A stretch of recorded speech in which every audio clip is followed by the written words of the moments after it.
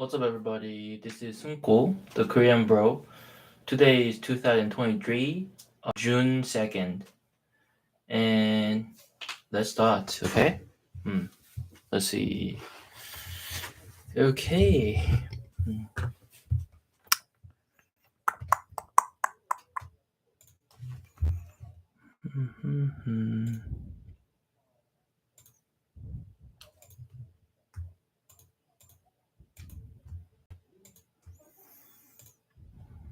Okay, let's see. What I'm gonna do is read a lot of articles about what's up with stock market these days. Nvidia recently went up so much, and even raises concerns because it's been up so much in the past month. This um, it's gone up like 50% or more. It went up so much that even Kathy Wood mentions it's worrisome.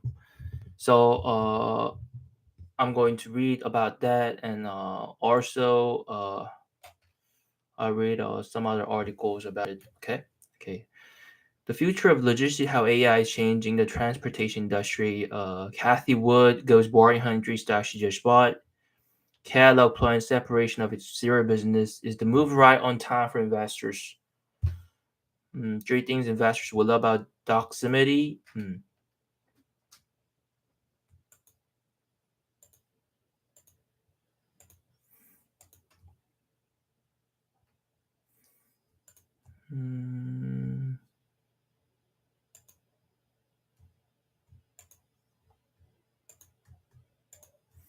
Okay, first things, the future of logistics, how AI is changing the transportation industry.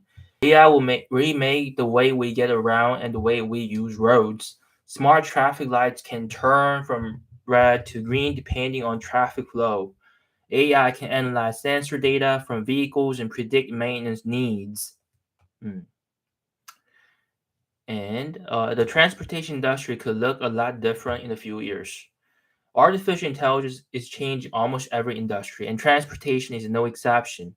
While the way we move goods and passengers has changed relatively little over the last 50 years compared to some industries, AI is poised to unlock a transportation revolution.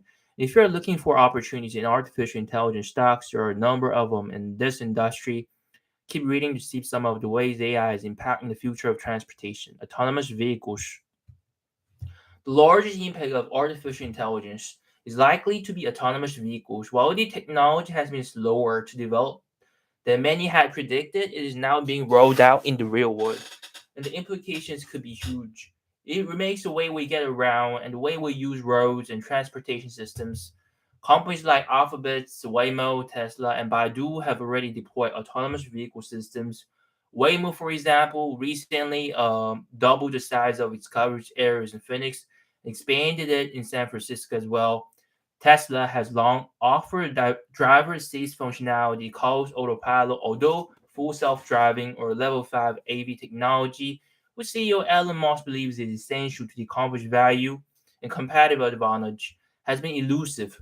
Baidu, meanwhile, has deployed driverless taxis in several cities in China and aims to have the biggest driverless ride-hailing area in the world this year. Autonomous vehicles technology is based on artificial intelligence tools like computer vision. AV cameras need to receive and interpret data instantaneously so vehicles know to avoid potholes and pedestrians. As technology gets better, there will likely be a wide range of opportunities for investors in both passenger transportations and logistics. Intelligent traffic management. Okay, another way that artificial intelligence could have an impact on transportation is through intelligent traffic management. For instance, smart traffic lights can turn from red to green when there's no traffic coming one way. AI sensors could also determine the best times to adjust traffic patterns for a rush hour, for example, by making a two-way street one way. AI tools and algorithms could also predict congestion, improve traffic flow, thereby designing traffic systems to save people time, speed up the transportation of goods, and have beneficial externalities like reducing pollution. Less than truckload, carriers like Old Dominion, Freightlines, and XPO Logistics stand to be among the beneficiaries of intelligent traffic management as they would save time shipping goods and turn over their trailers faster. Predictive maintenance. In the manufacturing and transportation industries, predictive maintenance is already being embraced as a direct application of artificial intelligence. AI algorithm can analyze sensor data from vehicles, identify patterns and potential issues, and predict maintenance. Predictive maintenance is already being embraced as a direct application of artificial intelligence. AI algorithm can analyze sensor data from vehicles, identify patterns and potential issues, and predict maintenance. This helps avoid vehicle downtimes and adds efficiency, making transportation companies more profitable. For example, C3.ai, the enterprise AI software company, worked with the U.S. Air Force to design a system to optimize fleet maintenance, increase aircraft availability, and avoid aircraft downtime. Commercial airlines and trucking companies are likely to look to predictive maintenance systems as well, since the cost of having out their service vehicles is significant, especially for airlines. Will AI disrupt the transportation industry? Well, artificial intelligence is likely to have an impact on the transportation industry, much like it will across a large part of the business world. While generative AI isn't a major part of that disruption, technologies like autonomous vehicles clearly have the ability to unlock billions or even trillions in economic value and could totally change the way things move from point A to point B. That transition will take time, but pay attention to the companies mentioned above if you're looking for an opportunity in AI, the transportation industry, as they seem to be the best position to capitalize on the coming disruption. Predictive maintenance, intelligent traffic management, autonomous vehicles. Autonomous vehicles, predictive maintenance, and intelligent traffic management.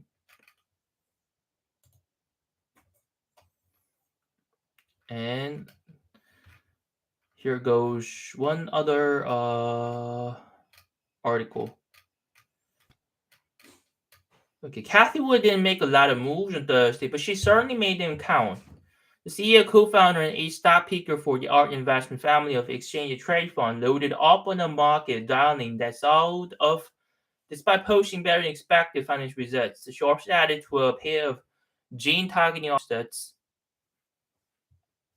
She publishes her transactions at the end of every trading day, making it easy to see what she buying and selling. Let's take a closer look at her three purchases. CrowdStrike came through with a beat and raise performance this week.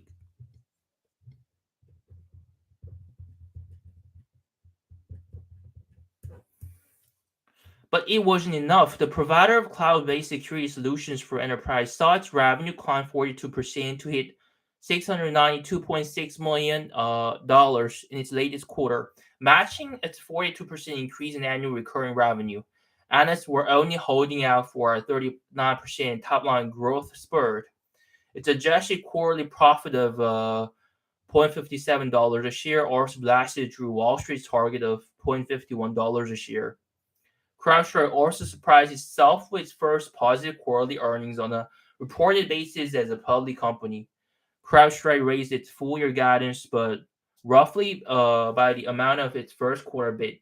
Its initial read on the current quarter is in line with where analysts are presently perched. At least 10 Wall Street firms would go on to raise their price targets on the shares. Largely, CrowdStrike has been on a tear lately. The big run heading into Wednesday afternoon's flash financials could explain why the stock opened more than 8% lower on Thursday. And blah, blah, blah. It goes on saying about ups and downs of this company.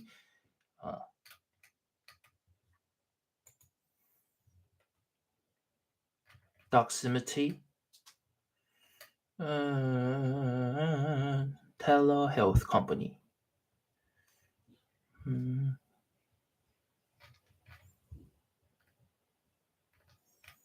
Telehealth.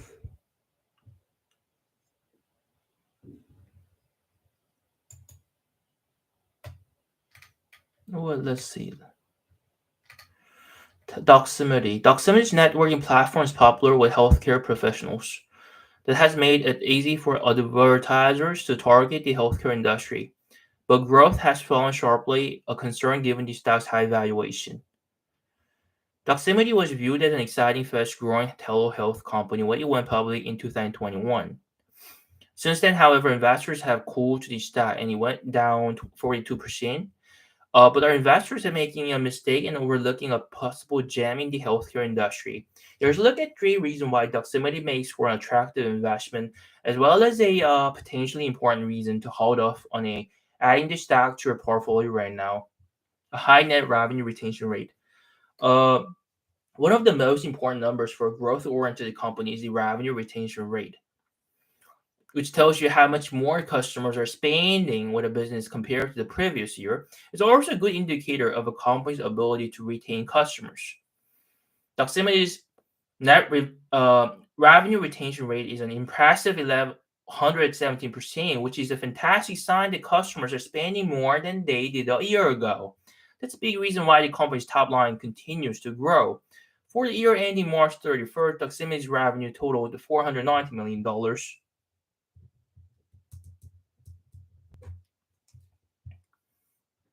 representing a year-over-year increase of 22%. A strong revenue retention rate suggests that even if the company doesn't add significantly more customers, its top line can still achieve good growth this year. 80% of US physicians use the network.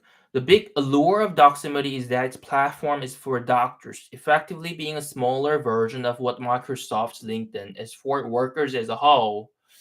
That can make Doximity incredibly attractive for advertisers and hiring companies that focus on healthcare. According to Doximity's numbers, an impressive 80% of US physicians are on its network, rather than advertisers or hiring managers needing to filter through LinkedIn or other social media sites. Doximity makes it much easier to reach healthcare professionals in the country. An $18.5 billion addressable market. It may seem with 80% of US doctors on its network already that Doximity may be running out of growth potential, but in reality, it's only getting started. The company estimates that its total addressable market is worth $18.5 billion, broken down as follows: $4.3 billion in telehealth, $6.9 billion in health system, marketing and staffing, and $7.3 billion in pharmaceutical marketing. While companies have been scaling back spending of late amid fears that a recession may be on the horizon this year, in the long run, marketing and hiring spending is a big opportunity for Doximity. The company's dialer, which allows doctors to easily connect with patients while maintaining their privacy, gives the businesses a way to tap into opportunities in telehealth as well.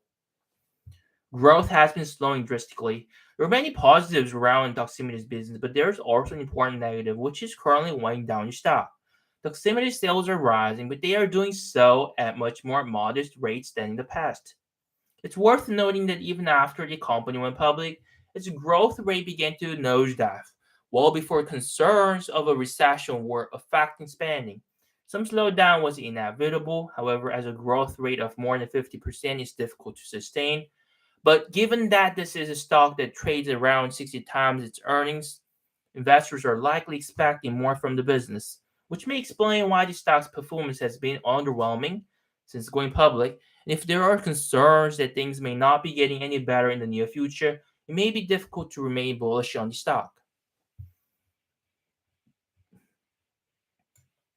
The Doximity has the potential to be a great growth stock in the long haul, but I wouldn't buy it today simply because of how sharply things have slowed down for a business, which raises some questions marks about the company's future.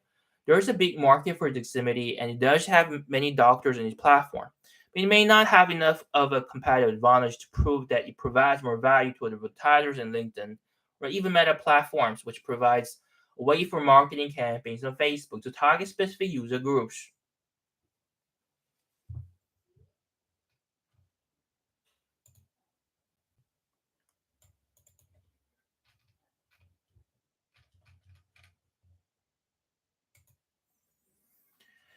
Okay, I'm gonna have to take a look at Doximity. Doximity is like it's just like LinkedIn, but like healthcare mm, LinkedIn specific for healthcare. 80% of professionals are inside this platform.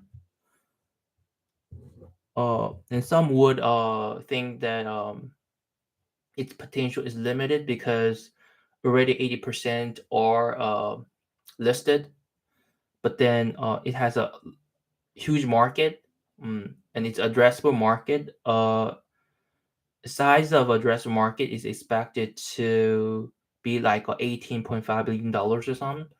So I'll have to look and see like you know the size of it. Oh.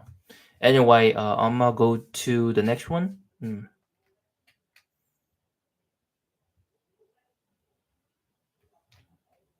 Nvidia, CrowdStrike Holdings, Amazon, CrowdStrike Holdings. Okay, let's see CrowdStrike Holdings. Okay,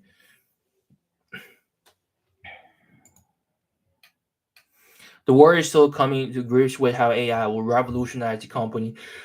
However, there's one sector where advancements in AI are already changing the landscape dramatically: cybersecurity.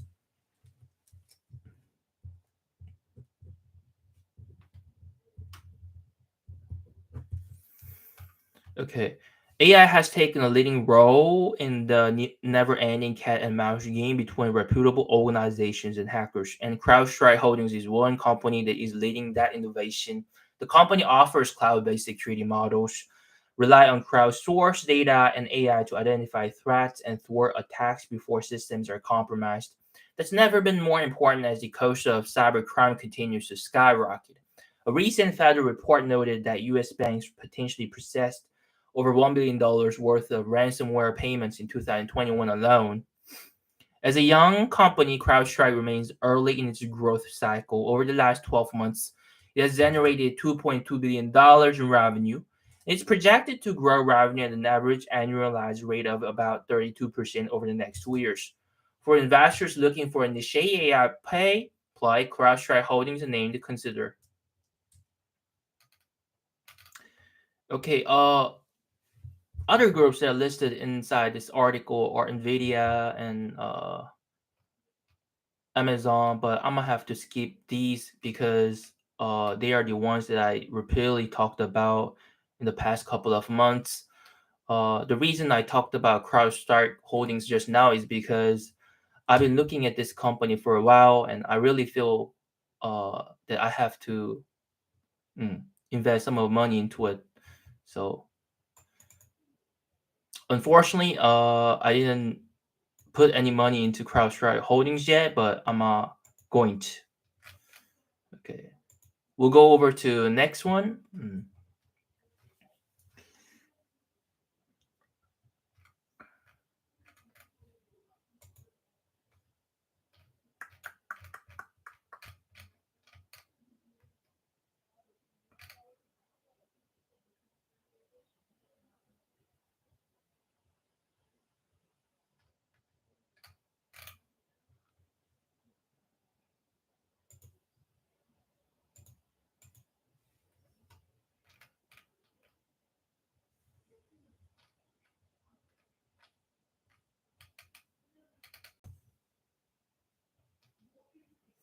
Okay, let's look at Netflix. Okay, recently there's been a lot of saying about Netflix because Netflix recently announced that they would not allow people to use uh, account. Uh, mm, they will not allow people to use accounts.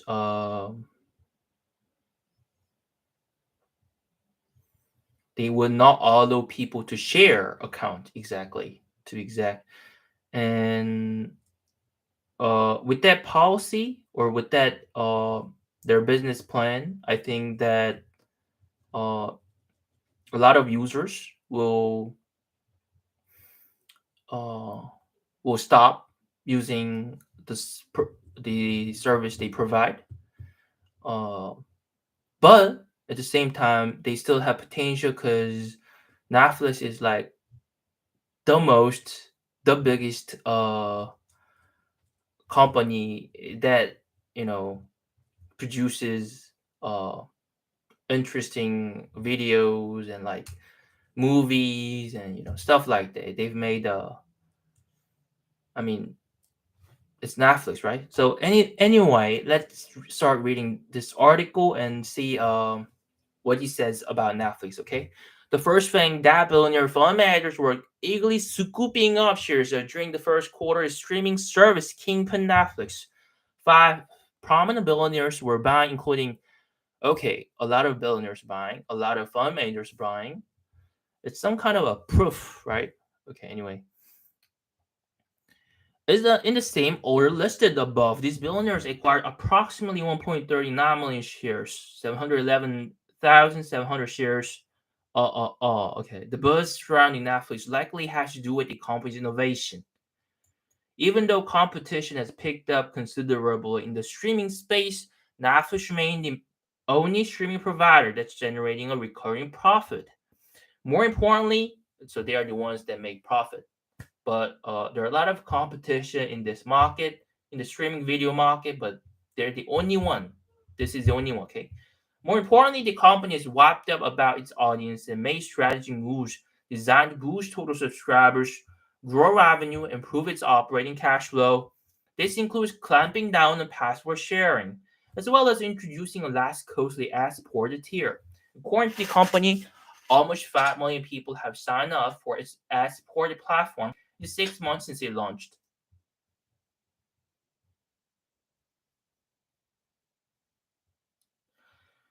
Almost 5 million people have signed up for its ad supported platform in the 6 months since it launched. Okay.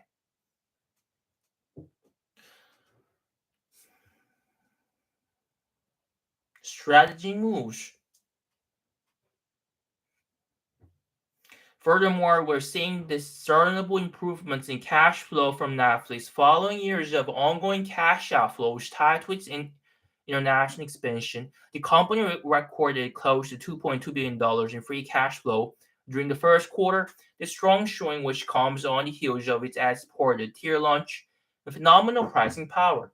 Allowed the company to increase its 2023 FCF forecast by $500 million to at least $3.5 billion. But they continue to knock against Netflix is that it's pricey. Hmm. Investors today are paying close to 30 times Wall Street's consensus cash flow per share for the company in 2024. That's a rough devaluation for a company facing stiff competition from legacy media.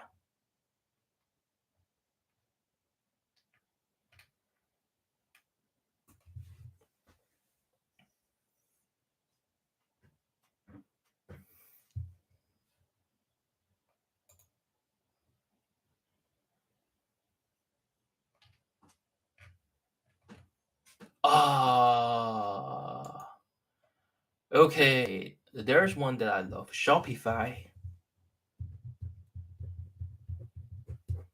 Okay, e-commerce platform operator Shopify is another favorite of Woods. Is ARK Invest's eighth largest holding with positions in three of its exchange-traded funds. Shopify may seem like an odd stock to consider buying now, given that inflation is still high.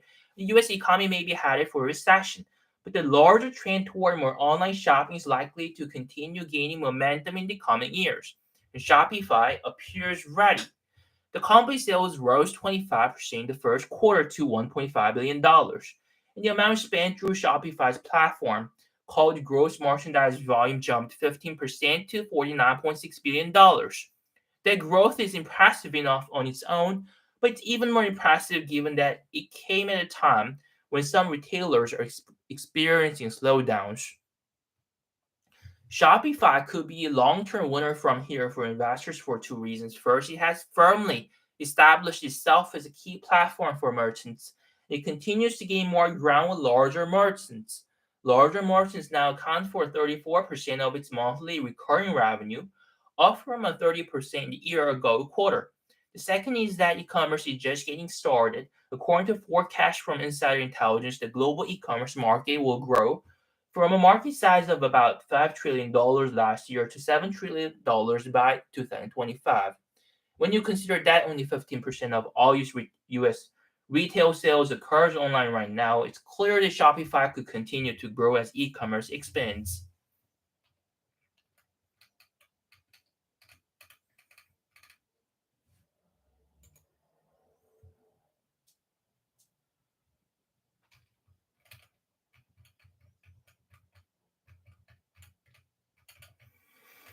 Hmm.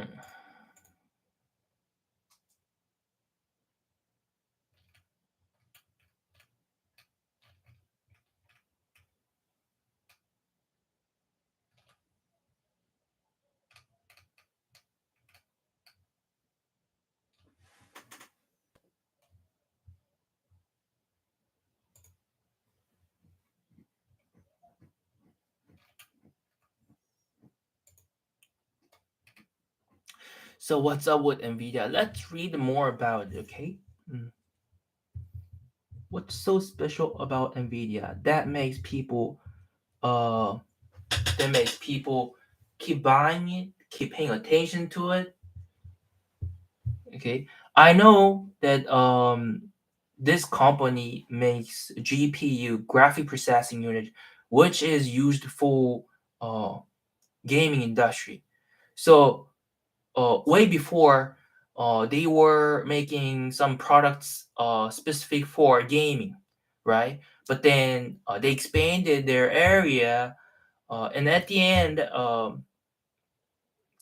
what they made in the past can now be used for mm, AI. Because in order for ChatGPT or like some kind of program that uses AI has to run with a device like NVIDIA product, right? So I think that's the main reason it went the stock price went up drastically these days. In the past couple of months, it's been crazy, right? Anyway, okay. Nvidia's hardware software ecosystem stands to benefit dramatically from adoption of AI. The company has guided for strong performance in the second quarter. The stock's high valuation, however, makes it suitable mainly for aggressive investors. Nvidia holds an invaluable position in the ever exploding AI chip market. Chipmaker Nvidia's shares saw a 25% extended trading May 24 on the back of blowout numbers for the company fiscal 2024 first quarter ended April 30. Nvidia's revenue and earnings have handily beaten consensus estimates driven by solid demand for artificial intelligence chips. Data center segment is back in solid growth mode, well positioned to benefit from the rapid uptake of generative AI capabilities by enterprises across industries and functions. Gaming and automotive segments also reported solid numbers in the first quarter. Nvidia shares are up about 166% so far this year, thanks to a high quality, diversified business with a huge addressable market and competent management team. But the stock surge also has some investors wondering if the market is showing excessive exuberance.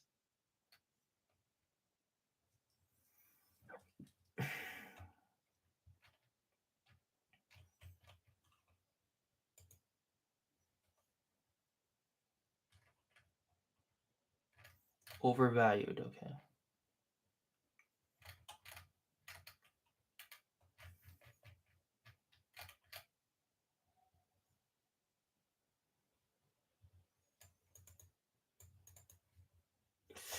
UiPath.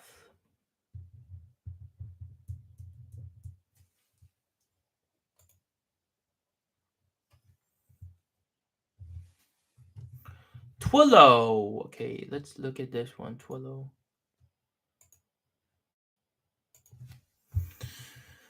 Huh.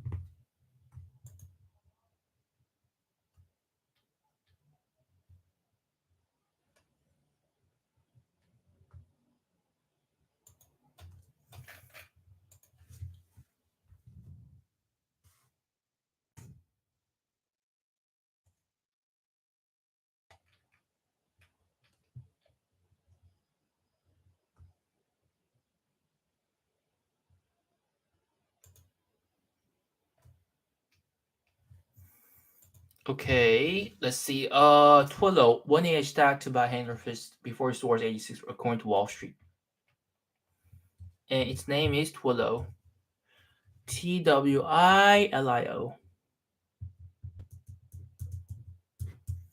A top in near-term outlook has weight in shares of Twilio. Oh, late. The company has a solid share of a fast-growing market where AI deployment is expected to increase. The deployment of AI in the cloud communications market could give this tech stock a nice boost in the long run. Technology stocks are in terrific form so far this year, which is evident from the 26% gains clocked by the Nasdaq 100 Technology Sector Index in 2023.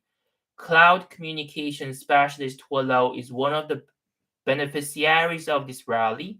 Share prices of Twilio are up 20% in 2023. But the stock has lost some momentum recently, falling 9% in the past 3 months. One reason is likely concerns from investors that its growth is slowing. First quarter results released on May 9 reaffirmed those fears and the stock plunged substantially.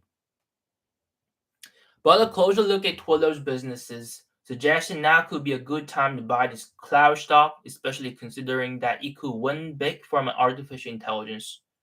Let's look at why it could regain its mojo. I'm gonna have to read this because I don't know much about Twilio. Okay. Hmm.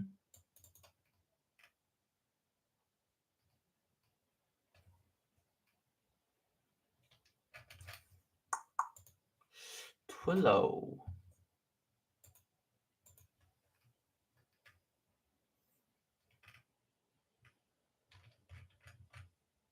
Palantir Technologies and Twilio.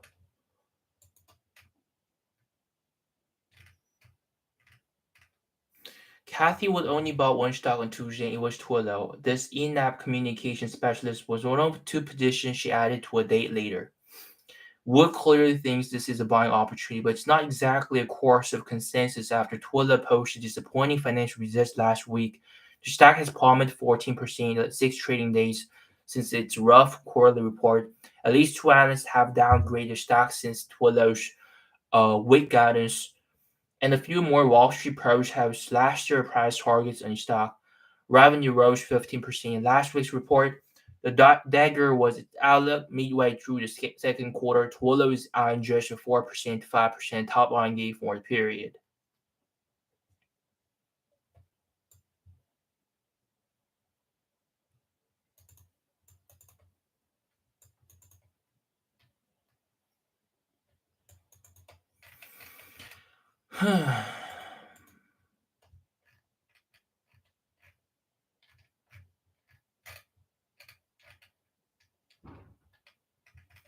Okay, today this is it for today, and I'll see you guys tomorrow. Okay, and the big news, I'm going to start making shorts and video about the concepts of stock, and I'll be explaining um,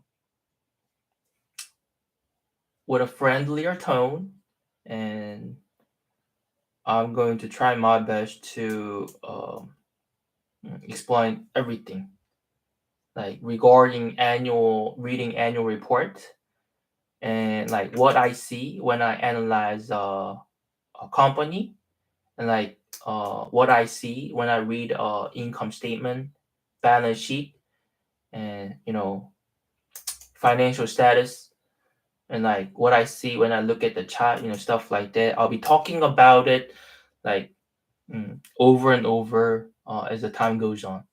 Anyway, this is it for today, and I'm gonna see you tomorrow. Okay, bye bye. Bye bye.